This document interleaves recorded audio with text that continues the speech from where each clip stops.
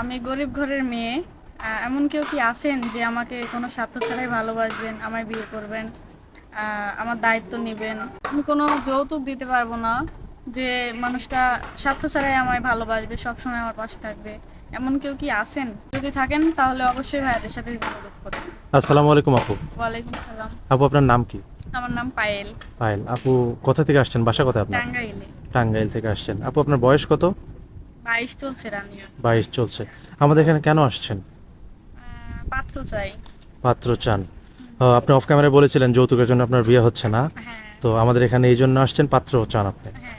আচ্ছা, কোন বয়সের বা কেমন পাত্র হলে আপনার পছন্দ? সে দেখতে যেমনই হোক তাতে কিছু যায় আসে না, কিন্তু মানুষটা সঠিক হতে হবে। সে মানুষটা সবসময় আমার পাশে থাকবে, কোনো স্বার্থ ছাড়া আমায় ভালোবাসবে, এটাই চাই আমি। এটাই চান আপনি? আচ্ছা আপু, যদি কোনো ভাই আপনাকে বিয়ে করতে চায় বা আপনার দায়িত্ব নিতে চায়, আপনার সাথে কথা বলতে চায়, কিভাবে কথা বলবে? আপনাদের সাথে যোগাযোগ করলেই হবে। আমাদের সাথে যোগাযোগ করলেই হবে। হ্যাঁ। সুপ্রিয় দর্শক, এই মুহূর্তে স্ক্রিনে একটি নাম্বার দেখতে পাচ্ছেন।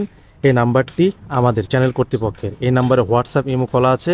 এই নাম্বার পায়েল আপুর না, ভুল ভেবে কেউ কল দিবেন না। যদি পায়েল আপুকে পছন্দ হয়ে থাকে অবশ্যই একটা স্ক্রিনশট মেরে আমাদেরকে পাঠিয়ে দিবেন এবং ভয়েসের মাধ্যমে বলে দিবেন, আমরা পায়েল আপুর সাথে যোগাযোগ করানোর বা কথা বলানোর ব্যবস্থা করে দিব। আবারও বলছি, কেউ ফোন কল করবেন না বারবার অযথা, তাহলে আমরা কিন্তু ব্লক করে দিতে বাধ্য হব। আচ্ছা আপু, নামাজ কালাম পড়া হয়? হ্যাঁ, নামাজ পড়ি, কোরআন শরীফ পড়ি।